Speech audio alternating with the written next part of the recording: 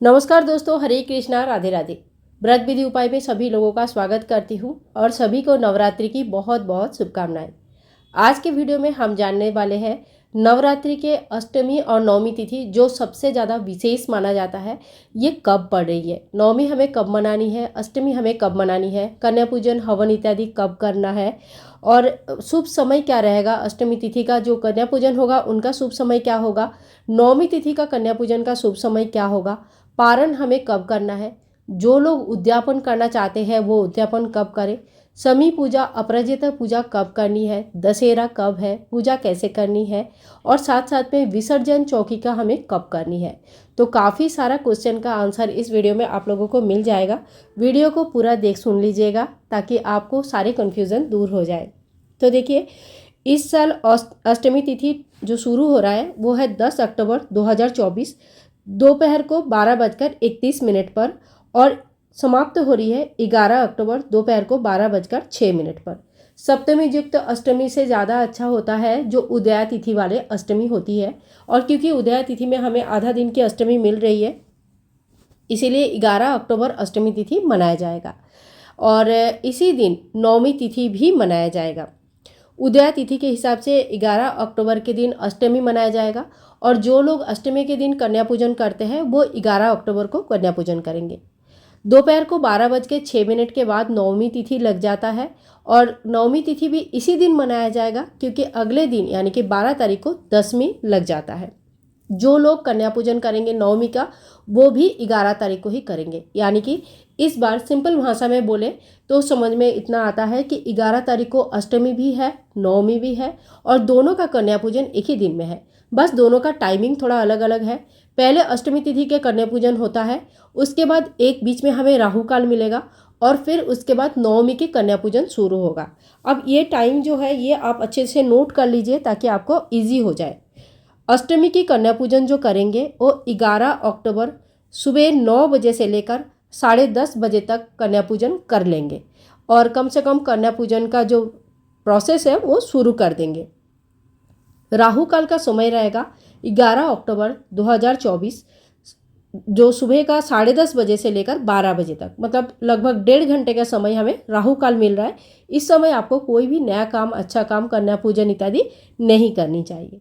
इसके बाद जो नवमी के कन्या पूजन करते हैं वो दोपहर की 12:06 से लेके आगे कन्या पूजन कर सकते हैं। ठीक है, तो एक ही दिन में खाली समय अलग अलग हो जाएगा अष्टमी और नवमी के कन्या पूजन का। अष्टमी और नवमी हमें कैसे मनानी है, तो देखिए, इस दिन माता रानी को जो सुहाग की सामग्री है पहले दिन जो नहीं चढ़ाया है या जो अष्टमी के दिन चढ़ाना चाहते हैं वो जरूर चढ़ाए। अष्टमी के दिन माता को नारियल का भेंट दिया जाता है। इसी दिन कन्या पूजन के लिए कन्याओं के लिए गिफ्ट लाया जाता है। कम से कम 9 कन्याएं आपको पूजना चाहिए। इसके अलावा भी अगर आपके पास और भी कन्याएं अवेलेबल है तो आप उनकी भी पूजन कर सकते हैं। पैर धुलाए, टीका लगाए, अक्षत चावल से टीका लगाए, चुनरी उड़ाए और जो भी गिफ्ट आप लेके आए हो गिफ्ट दीजिए, थोड़ी सी दक्षिणा दीजिए और इस तरह से कन्या का पूजन हमें करनी चाहिए अष्टमी या नवमी तिथि में। अब एक बड़ा क्वेश्चन आता है कि हवन आप कब करेंगे, कन्या पूजन के बाद या पहले। तो देखिए, पहले माता रानी की पूरा पूजा हो जाता है, फिर हवन होता है, पाठ होती है, उसके बाद आरती होती है और उसके बाद जो है ना कन्या पूजन किया जाता है। तो माता रानी का जो पूजा है उसमें जो जो चीज़ें इंक्लूड होता है इंक्लूडिंग हवन, वो सारी चीज़ें होने के बाद ही कन्या पूजन किया जाता है। कन्या पूजन के बाद हमें पारण करना होता है।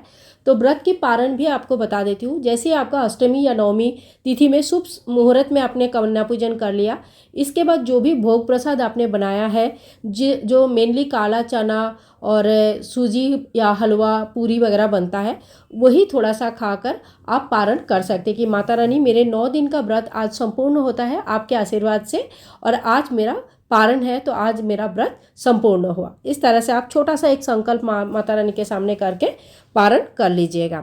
ठीक है, तो अब आते हैं दशहरा में। दशहरा के दिन हमें दशहरा का पूजन करनी चाहिए। दशहरा का पूजन कैसे करना है इसका वीडियो अपलोडेड है चैनल पर, जरूर चेक कर लीजिएगा। और इसी दिन हमें शामी वृक्ष की पूजा करनी चाहिए और साथ साथ में अपराजिता माता का भी पूजन होता है।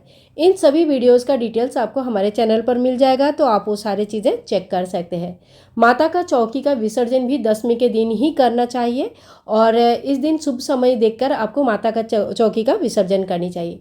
विसर्जन कैसे करनी है, सामान कौन सा हमें अपने पास रखना है, कौन सा दान करनी है और कौन सा का सामान का विसर्जन करना है, इसकी संपूर्ण डिटेल्स वीडियो आपको चैनल पर मिल जाएगा। तो आप रिसेंट जो नवरात्रि के वीडियोस हैं वो ज़रूर चेक कर लीजिएगा, इसमें आपको सारी चीज़ें मिल जाएगी।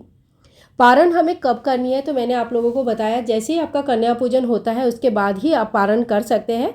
कन्या पूजन के बाद माता को लगाया गया भोग को खाकर भी पारण किया जाता है। और अगर आप उद्यापन करना चाहते हैं तो पंडित जी को बुलाकर बहुत ही बड़े लेवल पे उद्यापन कर सकते हैं, क्योंकि नवरात्रि का जो उद्यापन होता है ये काफ़ी बड़ा उद्यापन होता है। परंतु अगर सुविधा नहीं है और आप घर पर उद्यापन करना चाहते हैं तो देखिए 9 दिन का जो पाठ पूजा हो जाता है उसके बाद माता रानी के सामने हाथ जोड़ करके यही कहना है कि हे माता रानी, अब तक जितना मुझसे हो पाया है मैंने पूजा किया है, आगे भी अपने सामर्थ्य के अनुसार पूजा करेंगे, लेकिन जो मेरा संकल्प था वो संपूर्ण हुआ, तो आज मैं नवरात्रि की व्रत की उद्यापन कर रही हूँ या कर रहा हूँ। इस तरह से आप उद्यापन कर सकते हैं। उद्यापन से पहले आपको माता रानी की पूजन करना है, हवन करना है, आरती करनी है, कन्या पूजन करनी है, उनको दान दक्षिणा देना है, पैर धुला के टीका लगा के प्रॉपरली जैसे कन्या पूजन होता है उस तरह से करना है। और उसके बाद पारण करने के बाद आप माता रानी के सामने हाथ जोड़ करके उद्यापन का संकल्प ले सकते हैं। तो देखिए इसी तरह से बहुत ही सरल विधि से आपको अष्टमी और नवमी और दशमी की पूजा विधि मैंने आपको बता दिया। जो बेसिक डिटेल्स है वो मैंने आप लोगों के साथ शेयर कर दिया है।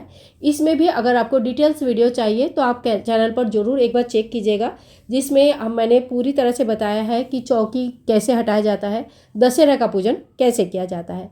आज की वीडियो अगर आप लोगों को पसंद आया तो प्लीज़ लाइक कीजिएगा और शेयर कीजिएगा।